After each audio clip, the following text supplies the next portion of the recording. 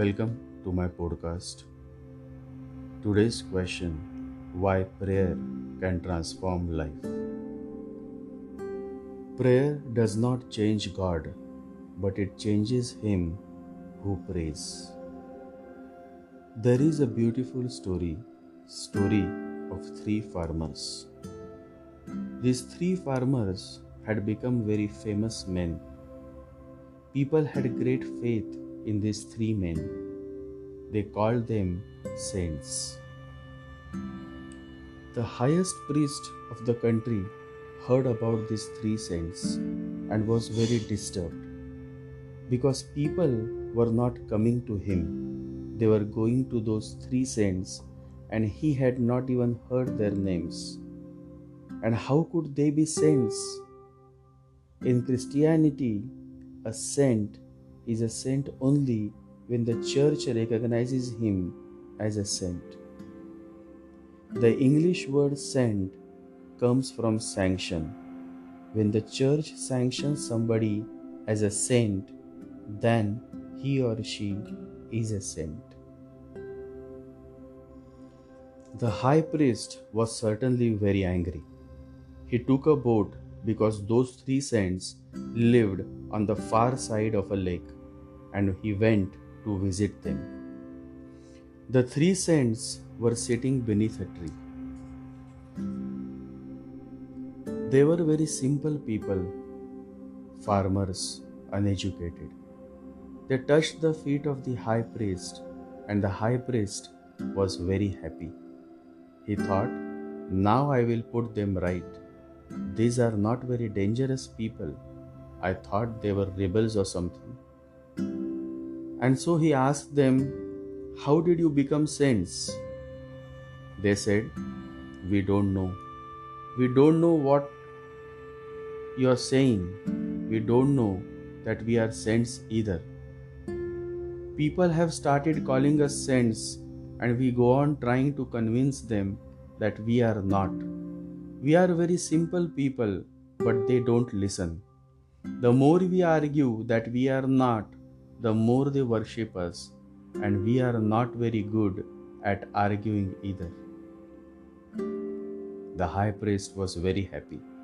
He said, what is your prayer? Do you know how to pray? They looked at each other. The first farmer said to the second, you say. The second said to the third, you say please. The priest said, say what your prayer is. Are you saying our Lord's Prayer or not? They said, to be frank with you, we don't know any prayer. We have invented a prayer of our own and we are very embarrassed. But since you ask, we have to say it. We have heard that God is a Trinity, the Father, the Son, and the Holy Ghost. We are three and He is also three. So we have made a small prayer of our own, and it sounds like this. You are three, we are three, have mercy on us. The priest said, what nonsense! Is this a prayer? You fools, I will teach you the right prayer. And he recited the Lord's Prayer. Those three poor people said, please repeat it once more, because we are uneducated, we may forget. He repeated it, and they asked, once more, we are three, repeat it at least 3 times. So he repeated it again, and then, very happy and satisfied, he went back to his boat. In the middle of the lake, he was surprised, and so was his boatman.